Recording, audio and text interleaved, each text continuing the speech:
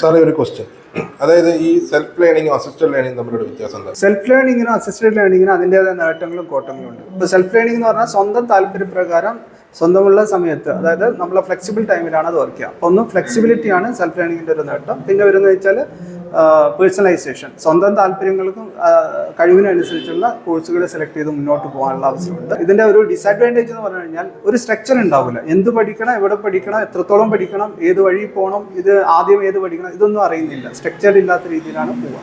പിന്നെ കൃത്യമായിട്ടുള്ള മോട്ടിവേഷൻ കിട്ടണം എന്നില്ല എല്ലായ്പ്പോഴും. മാത്രമല്ല ഫീഡ്ബാക്കുകളുടെ അഭാവം, നമ്മൾ ചെയ്യുന്നത് എത്രത്തോളം നല്ലതാണ്, നന്നായിട്ടുണ്ടോ ചീത്തയായിട്ടുണ്ടോ, ഇതൊന്നും കിട്ടാനുള്ള ഒരു അവസരവും സെൽഫ് ലേണിങ്ങിലില്ല. പക്ഷേ അസിസ്റ്റഡ് ലേണിംഗ് ആകുമ്പോൾ ആ സബ്ജക്റ്റിനെ പറ്റി നല്ല രീതിയിൽ അറിയുന്ന ഒരാളുടെ കീഴിലാണ് നിങ്ങൾ അസിസ്റ്റഡ് ലേണിംഗ് ചെയ്യുന്നതെങ്കിൽ നിങ്ങൾക്ക് മോട്ടിവേഷൻ ഉണ്ടാവും. എവിടെയെങ്കിലും ബ്ലോക്ക് ആയി കഴിഞ്ഞാൽ എങ്ങനെ പോകണം എന്നുള്ളൊരു ഗൈഡൻസ് ഉണ്ടാവും.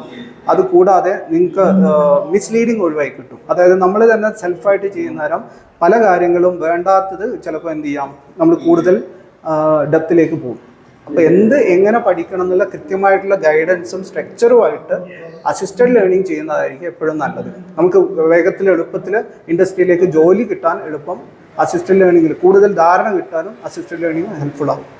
ഫുൾ സ്റ്റാക്ക് ഡെവലപ്പർ അക്കാദമി എപ്പോഴും അസിസ്റ്റഡ് ലേണിങ്ങിനെ പ്രൊമോട്ട് ചെയ്യുന്നു എന്ന് വെച്ച് സ്പൂൺ ഫീഡിങ് നമ്മൾ ചെയ്യാറുമില്ല. Thank you.